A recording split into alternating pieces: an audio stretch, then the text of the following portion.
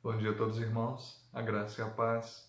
Mais uma vez temos o privilégio que o Senhor nos concede de meditarmos nas Sagradas Escrituras, de sermos alimentados e fortalecidos, pois certamente, como a própria palavra nos diz, não só de pão nós vivemos, mas também, acima de tudo, necessitamos da palavra de Deus.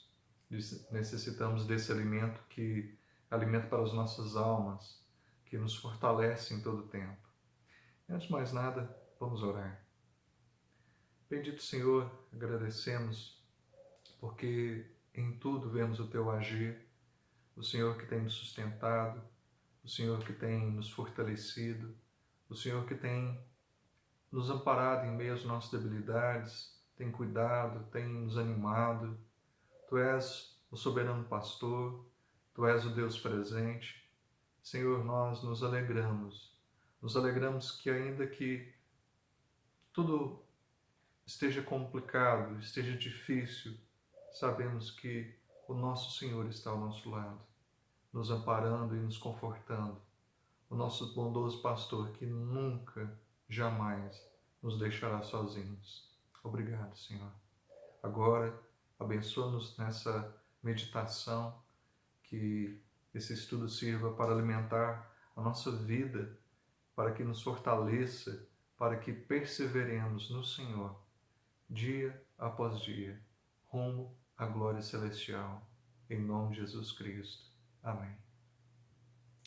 Hoje eu gostaria de tratar com vocês sobre o assunto de santidade.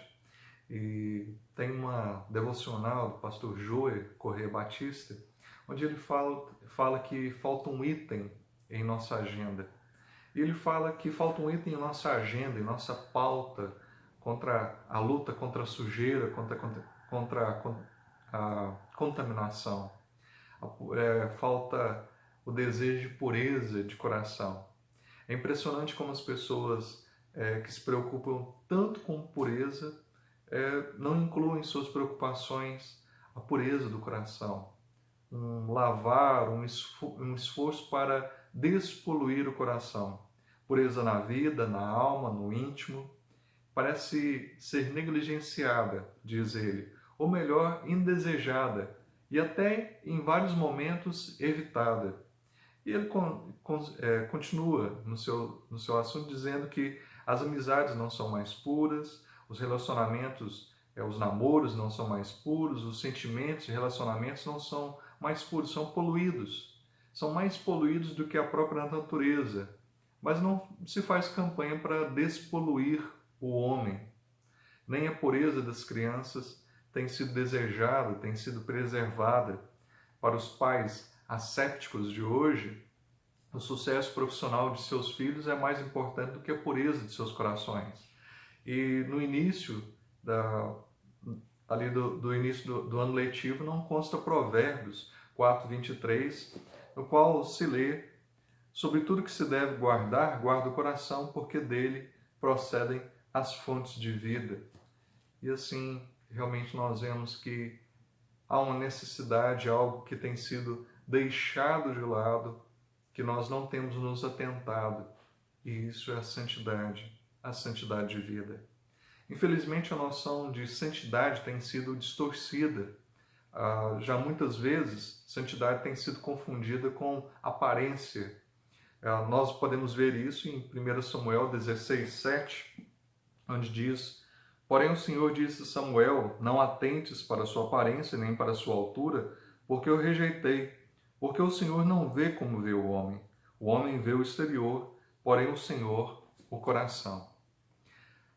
Uma pessoa santa é aquela que tem um coração sensível com Deus, que leva Deus a sério.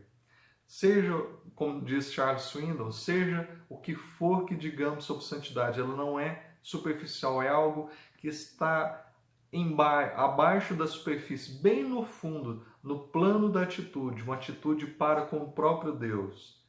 É algo extremamente profundo na nossa vida. É alguém separado do mundo a serviço de Deus. Essa é uma pessoa que é santificada, separada para a glória, para o serviço, para o nosso Senhor. Essa separação não é uma separação meramente externa, não é que nós vamos nos enclausurar como estamos fazendo agora, não é isso que o Senhor nos fala para fazer, não é que nós vamos para monastérios, criar algum monastério, vamos ser monges, não é isso que o Senhor nos fala. Mas o Senhor nos fala que, assim como Jesus pediu na oração sacerdotal, Pai, não peço para que os tire do mundo, mas para que os livre do mal. Nós estamos nesse mundo, é para vivermos e servirmos a Deus nesse mundo, mas nós não podemos nos deixar ser guiados pelos valores desse mundo, sermos afetados pelos desejos da carne, corrompidos pelos sistemas que são incompatíveis, que são diferentes da vontade revelada do nosso Senhor Deus nas Sagradas Escrituras. E é um processo que a santificação começa no novo nascimento e dura toda a vida, e vai com o crente até o último fôlego de vida, como nós podemos ver em 1 Tessalonicenses 3,13, porque certamente um dia seremos elevados à glória e lá seremos aperfeiçoados plenamente, aí sim. Santificação é a obra, então, da livre vontade de Deus. É um favor de Deus para conosco, pelo qual nós somos renovados. Ele renova, Ele nos molda, capacita o morrer cada vez mais para o pecado e o viver em retidão de vida para Ele. Eu gostaria de falar sobre 4 verdades hoje sobre a santificação. E a primeira delas, em primeiro lugar, nós podemos entender que é uma obra de renovação total do ser. Do ser não é só o guarda-roupa, mas a renovação é uma renovação principalmente interna, e uma vez interna ela vai modificar também o que é externo, se necessário o nosso guarda-roupa, as nossas falas, as nossas ações, ela nos muda completamente, mas é uma mudança de dentro para fora. E assim nos fala que santificação então é uma obra divina de renovação que envolve então uma mudança radical, uma mudança de caráter. E caráter é muito mais difícil. Nós vemos que o padrão dos súditos do reino, as bem-aventuranças, bem-aventurados humildes, bem-aventurados os justos, não fala de nada sobrenatural, não fala de pessoas curando, fazendo prodígios, mas fala de pessoas sendo mudadas, o caráter, a vida, a expressão, e isso depois nas suas ações ali no culto, na igreja, nas suas ações no âmbito social. Isso a pessoa vai carregar, o caráter ali dos servos de Deus, dos filhos de Deus, desses que são membros do reino de Deus, evidenciado ali nas bem-aventuranças. Assim como nós vemos também no fruto do Espírito, que é o caráter ali do cristão. Nós vemos o amor, a paciência, nós vemos várias dessas características que expressam então um caráter mudado, regenerado, transformado. Então é alguma coisa interna que deve encher nosso coração, o centro do nosso ser, e também uma mudança que vai gerar, claro, vai transbordar ali no nosso ser, fazendo alterações, transformações externas também. 1 Tessalonicenses 5:23, e o mesmo Deus de paz vos santifique em tudo, e todo o vosso espírito e alma e corpo sejam plenamente conservados e irrepreensíveis para a vida de nosso Senhor Jesus Cristo. Então, em tudo, nosso Senhor nos chama a uma mudança completa. Como mencionei já, os frutos do Espírito, no capítulo 5 de Gálatas: amor, alegria, paz, longanimidade, benignidade, bondade, fé, mansidão e domínio próprio. E o que realmente esse fruto do Espírito está dizendo, a não ser que está evidenciando, falando do próprio caráter, do próprio perfil do nosso Senhor. A palavra de Deus nos vem trazer isso. A santificação é dia após dia nos fazer mais parecidos com o nosso Pai Celestial. Sede santos, porque eu sou santo. O Senhor nos separa e o Senhor nos traz, nos restaura aquela imagem que foi afetada, deturpada pelo pecado desde lá do Jardim do Éden, uma vez que nossos primeiros pais o pecaram. E assim o pecado entrando no mundo afetou a nossa imagem, a imagem que nós e semelhança para com Deus. A palavra do Senhor vem nos restaurar pela ação do Espírito Santo em nossas vidas. Nós dia após dia vamos sendo renovados, limpos, aperfeiçoados, moldados. Realmente vai sendo moldado esse caráter, esse perfil do crente. O povo de Deus é aquele pelo qual a natureza de Cristo encontra nova, embora imperfeita, expressão. Então, nós somos ainda pecadores, falhos, mas estamos sendo trabalhados.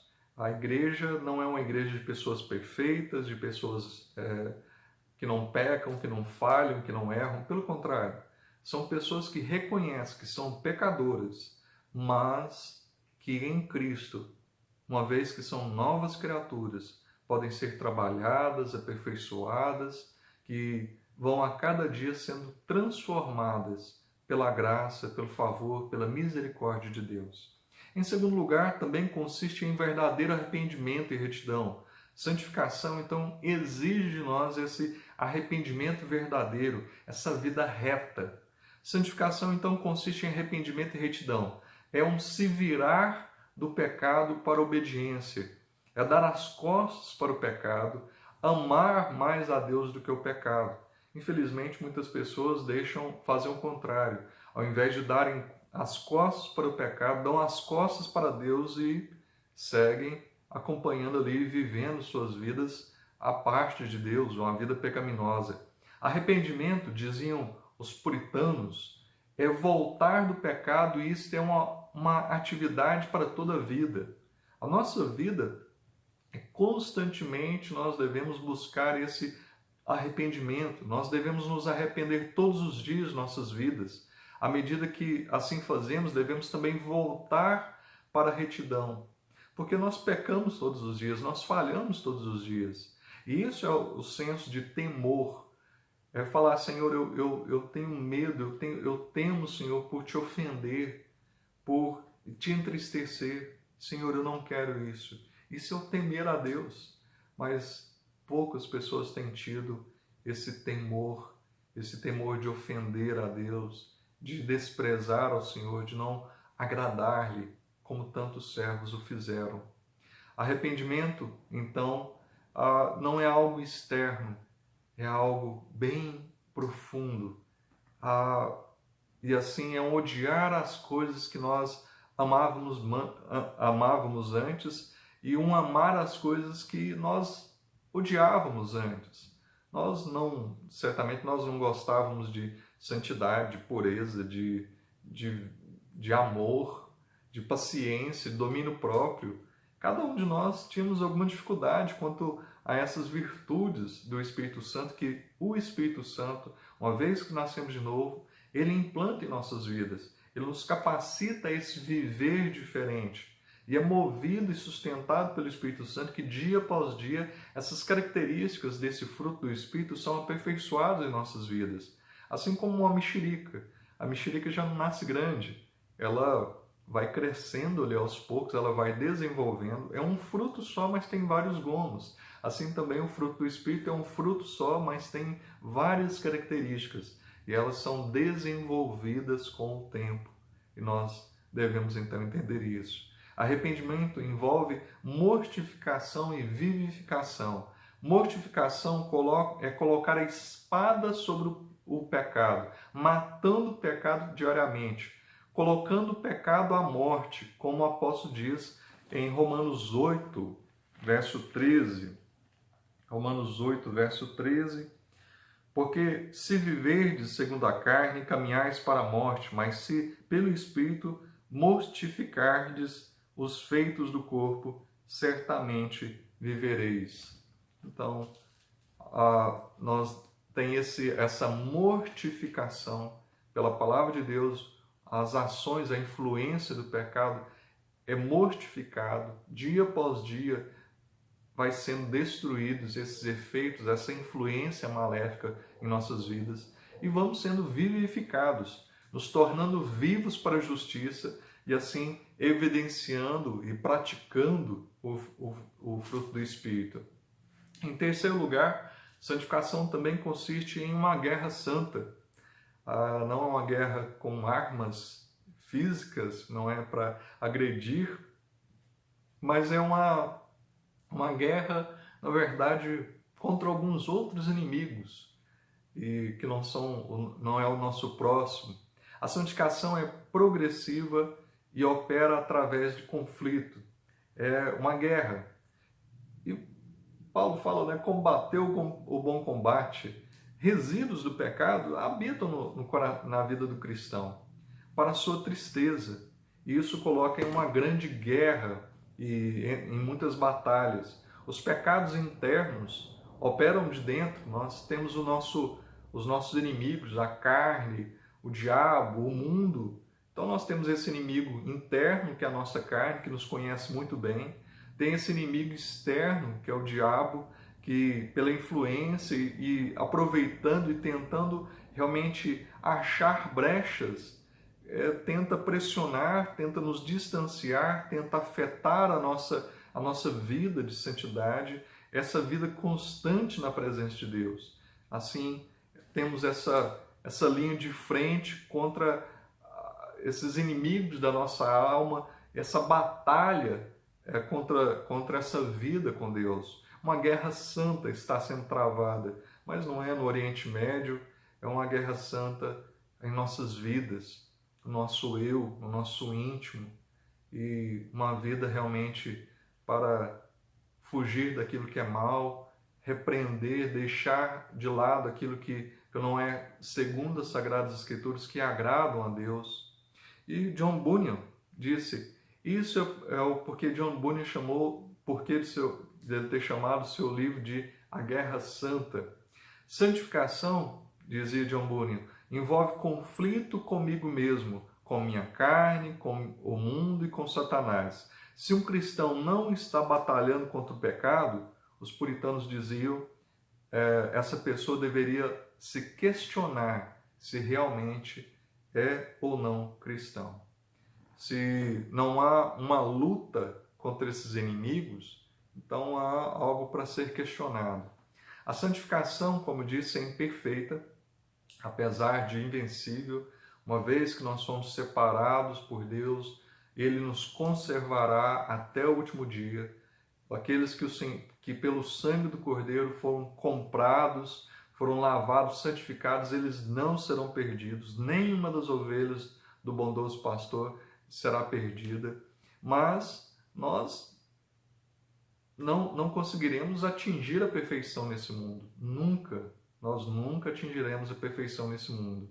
Nessa vida, ela nunca é completa. Nosso objetivo será sempre além do nosso alcance. Nós sempre buscaremos melhorar, sermos aperfeiçoados.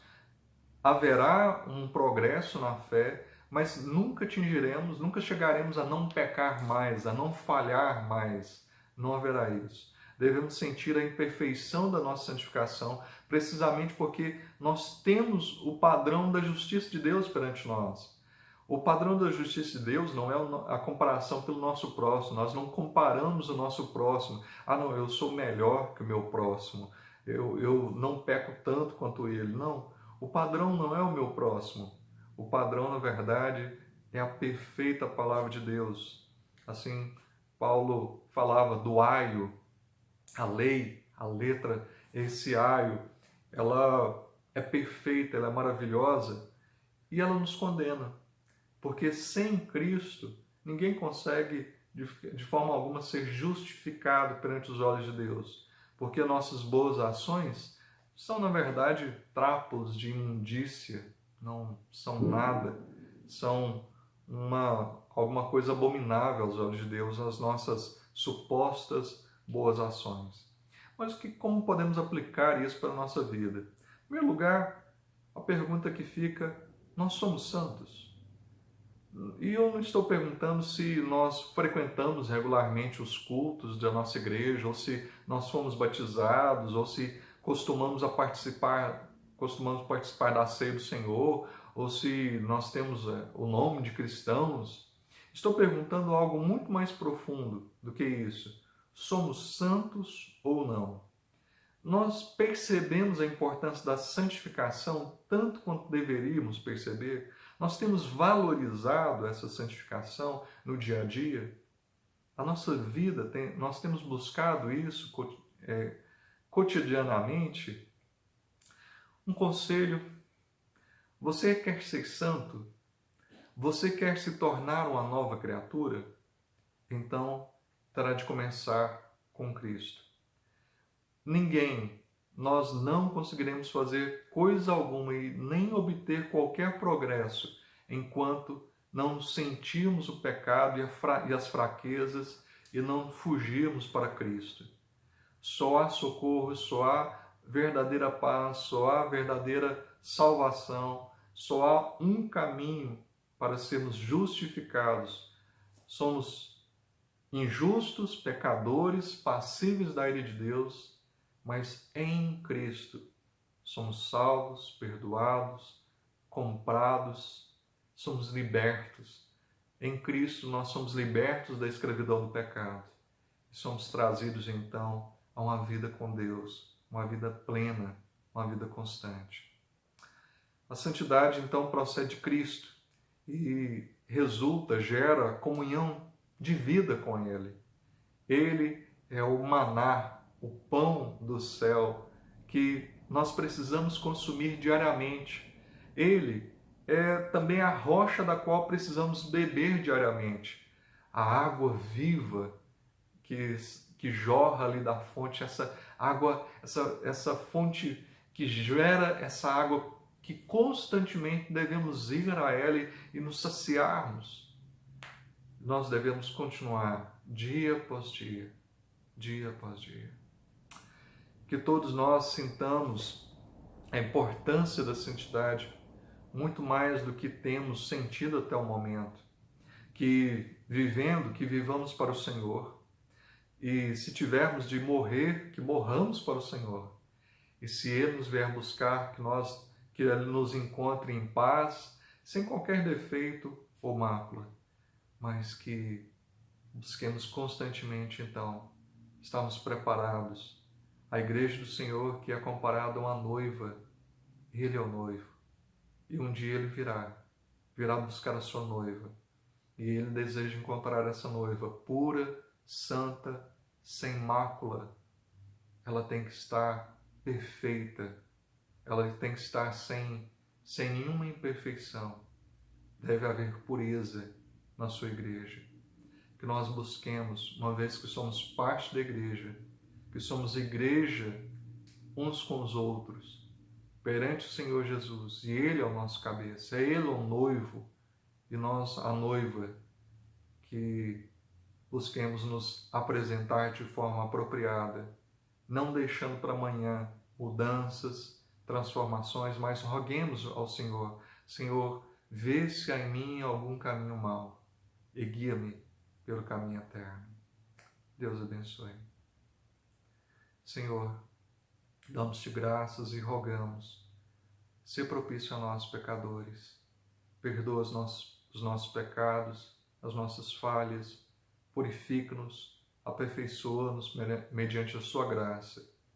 Que em meio às nossas falhas, tu nos corriges, o Senhor esteja nos fortalecendo, nos ajuda, mortifica o pecado em nossas vidas e que a cada dia teu Santo Espírito nos conduza, que nós estejamos em maior retidão, cumprindo a tua vontade e assim rejeitando, Senhor, o eu, o mundo, o diabo, que tudo seja crucificado, que tudo esteja, Senhor, a cada dia sendo mortificado mais e mais, para a honra e glória do Senhor. Em nome de Jesus Cristo. Amém. Um grande abraço a todos.